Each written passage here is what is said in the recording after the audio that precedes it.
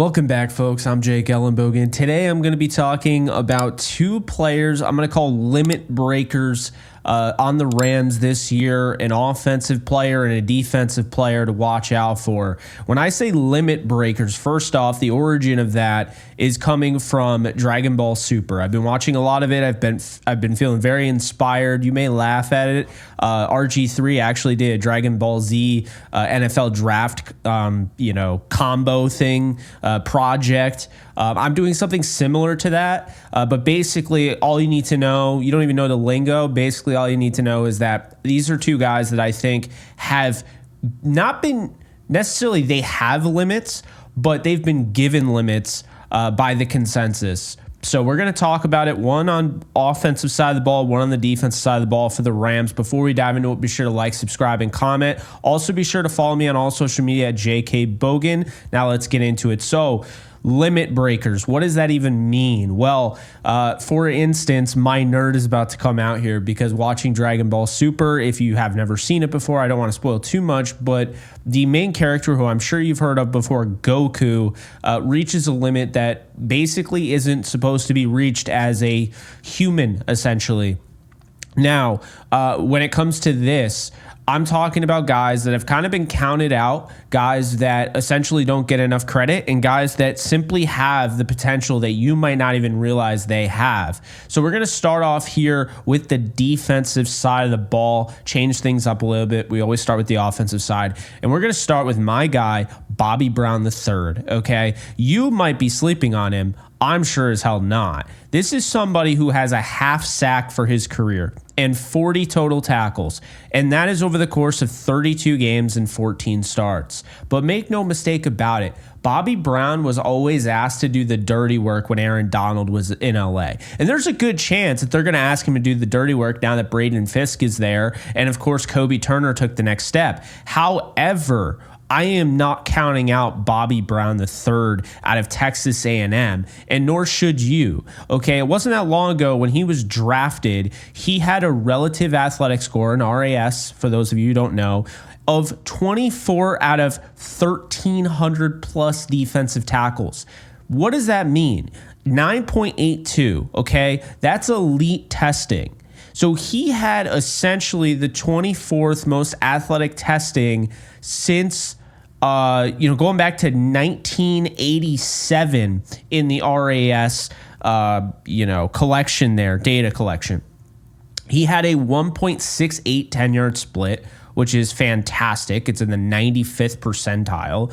He had a weight of 321, which was 8.95, so an 89 percentile. 83rd percentile in height at 6'4". He had a vertical of 33, which is the 93rd percentile, and a broad of 92 percentile. Well, 905, which is a 92nd percentile. So elite explosion, great size, and then of course great speed. His agility was good. It was in the 71st percentile and the 66th percentile for shuttle and three cone, but I don't focus too much on that. What you need to understand is this. This is somebody who's taken a back seat. First off, he's dealt with some injuries. In addition to that, he's had guys like Aaron Donald and Kobe Turner. But make no mistake about it, he's going to have a bigger role whether you like it or not. And I would make the argument that Eric Henderson, who was last here, I don't think he gave him enough opportunities in the pass rushing area of his game. Now, there's no knock on him. Great defensive line coach. But I have to say, when it comes to Bobby Brown and what he does, I don't think he's been utilized correctly for the Rams. The best of his ability, in my opinion, is not just against the run, but this guy can pass rush. There's a reason why they drafted him out of Texas A&M. He's always been that explosive. And at the end of the day, I think this year is when he takes the next step in a contract year. And we'll be saying hopefully the Rams can bring him back, because I think he's going to have a very valuable and lucrative season that leads him to a long-term contract. Now, Here's the deal. I know they added Braden Fisk and Tyler Davis. I know they have Desjuan Johnson, who they like, Mr. Irrelevant. And I know that Kobe Turner took that next step and became what should have been the defensive rookie of the year. However, the limit breaker here on the defense, while it was close to Quentin Lake, I think a lot of people are starting to come around to the idea that Quentin Lake can be something in this league. And I have said he could be kind of similar to what the Ravens have in Kyle Hamilton.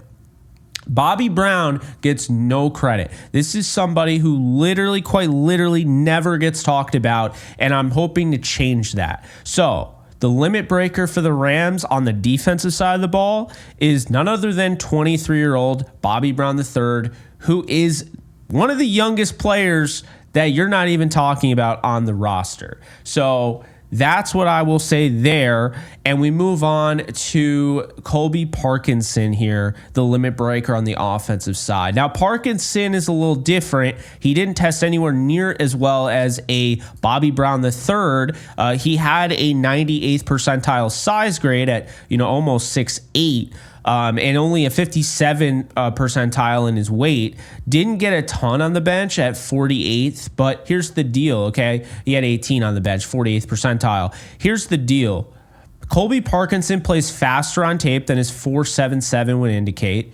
He's more explosive than his 10-yard split at 1.66 would indicate, and he's much stronger than his bench would indicate. This is somebody who's turned into a really good blocker, and that has to happen, and it's why he's still around. It's why he was signed. But in reality, at only 57 receptions for 618 yards and 4 touchdowns over the last 4 years, the reality of the situation is this. Colby Parkinson is going to end up in a perfect situation with the Los Angeles Rams. This is a former tight ends coach in Sean McVay who is in control of this offense, and I think he knows exactly what Colby Parkinson is.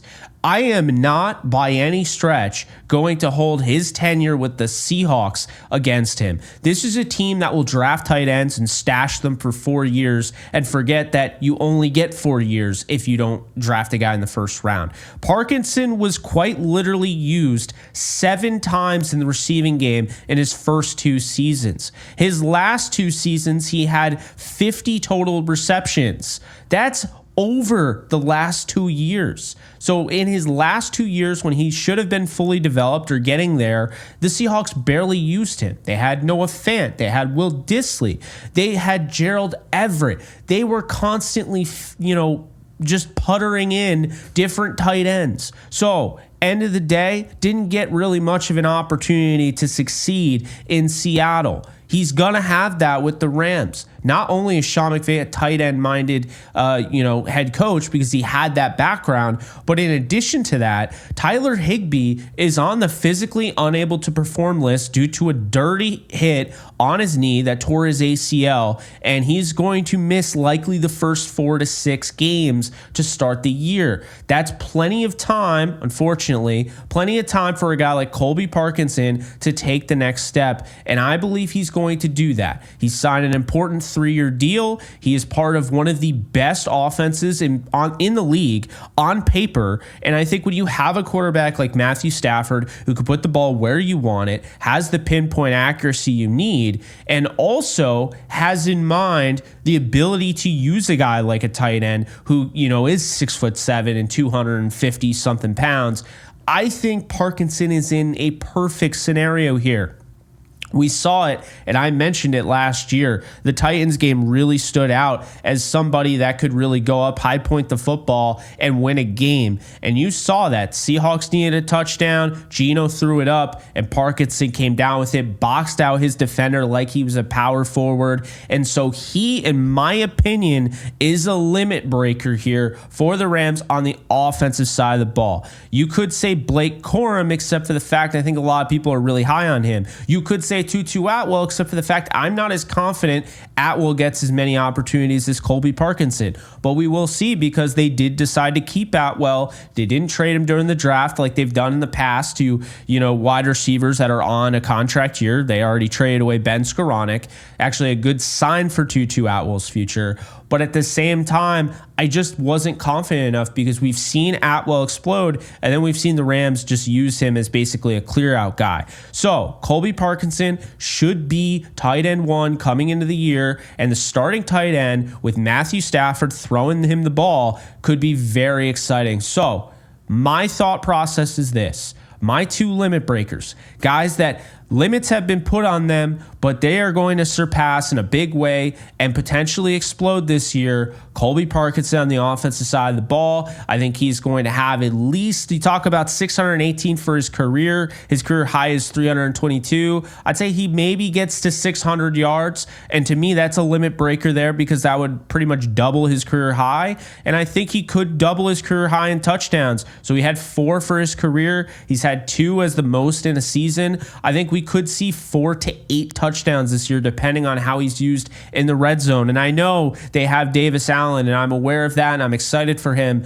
But at the same time, I do believe that Colby Parkinson, this is his moment. He's been waiting for this, and he's in a really good spot in LA. And this is a team that has used tight ends in the past. They throw a lot to the flat. This is a guy who's big enough to break through those, those short contacts and, arm tackles and things like that and make plays after the catch. And I expect Colby Parkinson to do that. In addition to that, Bobby Brown, again, is my limit breaker on the defensive side. It seems like since he was drafted, this guy's kind of been pushed aside. He's never really been given the opportunity, in my opinion, by the fans. I don't think fans are looking at him like he can be a key contributor. They see him as somebody that maybe is unproven. They see him as somebody that had a half a sack. There's no reason to suspect him to actually do anything in the trenches.